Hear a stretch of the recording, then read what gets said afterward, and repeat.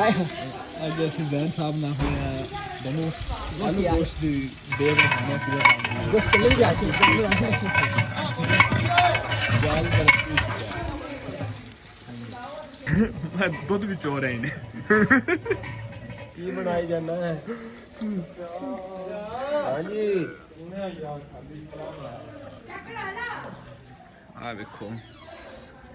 ਬੰਦੇ ਇੱਥੇ ਦੁੱਧ ਚੋ ਰਹੇ ਨੇ ਵੀਡੀਓ ਬਣਾਈ ਜਾਣਾ ਹੀ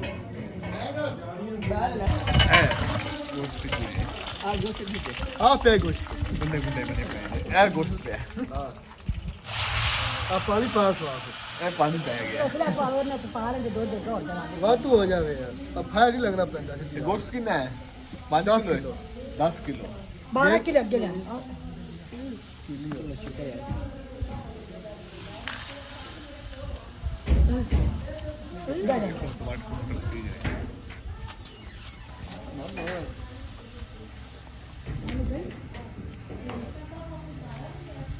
अब हम क्या डब्बे जोड़ी जाएंगे और जनाब बैग ठीक है अपनी गांव बीजे वाली है ग्रैंड साहब मैं आपको यहां पे है गुड़ी तू होना आ जा जा तू नहीं आ जा और जाती रहा मोटे लइया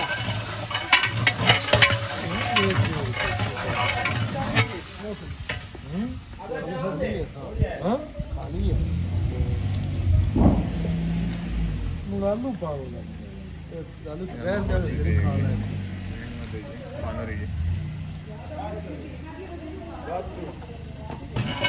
एल डिस्ट्रीब्यूट खालक नहीं आ जिब्रान नहीं पाओगे की नाम है भाई दा खालिद साहब है यार बस वो कभी डिस्ट्रीब्यूट है ये है कि है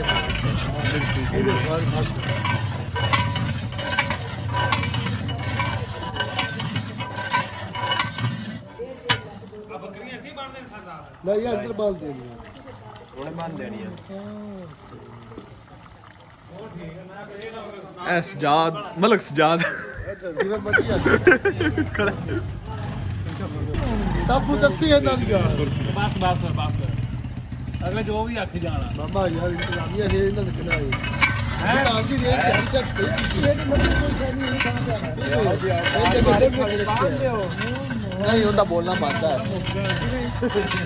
ऐसे सारे इकट्ठे बैठ गया ये बेचारा ਉੱਥੇ बैठा रहा ਪੁੱਛਦੇ ਨਹੀਂ ਪਿਆ ਸੀ ਕਿੱਥੋਂ ਇਹ ਬਰਕੀਆ ਜੋ ਹੈ ਇਹ ਤਾਂ ਪੱਕੀ ਪਕਾਈ ਏ ਆ ਬਰਕੀਆ ਜੋ ਪਰਲਾ ਨਹੀਂ ਆਇਆ ਆ ਪੌਣਾ ਨਹੀਂ ਕੋਈ ਨਵਾਲ ਖੋਲੀ ਬੋਲੀ ਮੈਂ ਬੋਲਿਆ ਅੱਜ ਤੱਕ ਇਹਨੇ ਚਾਹ ਇਹਨੇ ਦੇ ਕਦੀ ਆ ਚਾਵਲ ਕਰ ਤੂੰ ਪਕਾਏ ਨੇ ਨਾ ਦਿਲ ਮੇਰਾ ਪਕਾਦਾ ਸੀ ਲਗਾ ਜਾਵਾ ਦੇ ਸਿਰ ਤੇ ਪਾ ਕਿਵੇਂ ਜਾਣਾ ਹਾਂ ਸਹੀ ਨਹੀਂ ਸਨ ਚਾਵਲ ਚਾਵਲ ਬੜੇ ਫਿੱਟ ਸਾਰੀ ਹੋ ਇੱਕ ਦੇ ਚਾਵਲ ਪਕਾਉਣ ਦੇ ਮੂੰਹ ਨਹੀਂ ਲੈ ਖਾ ਲਿਆ ਅੱਜ ਖਰੇ ਨੂੰ ਕੀ ਮੇਰੇ ਕੀ ਆਖਿਆ ਤੂੰ ਲੈ ਖਾ ਲਿਆ ਥੋੜੇ ਪੁਰਾਣੇ ਨਹੀਂ ਪਕਾਏ ਦੇ ਕਿਹੜੇ ਨੇ ਬੱਬੂ ਨੇ ਗੋਸਤ ਸੱਟ ਰਿਹਾ ਜੇ ਨਾ ਲੋ यार बाहर मैं खाल के आप लो मैं फिर रास्ता पर तुम करा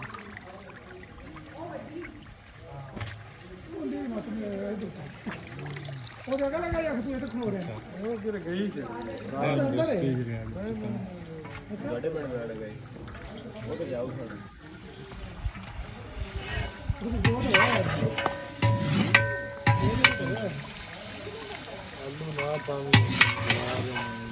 आलू ना रखे किथे तक पड़ा दी देग है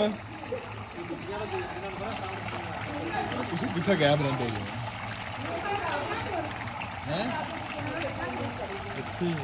नहीं लाभ देनी आलू नहीं सटे जो अच्छा है नहीं सटे नहीं आलू फ्रीज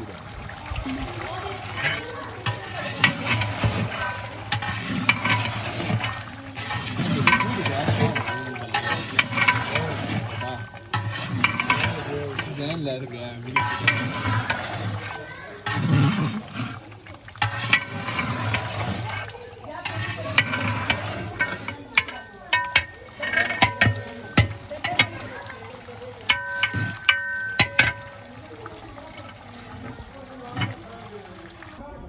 ਅੱਛਾ ਇਹ ਬਣੀ ਹੈ ਜੀ ਬਣ ਰਿਹਾ ਜੇ ਤਾਈ ਕੰਮ ਅਜੇ ਬੋਲ ਰਿਹਾ ਬਹਿ ਜਾ ਇਹ ਸਰਦਾਰ ਖਲਿਆ ਸਰਦਾਰ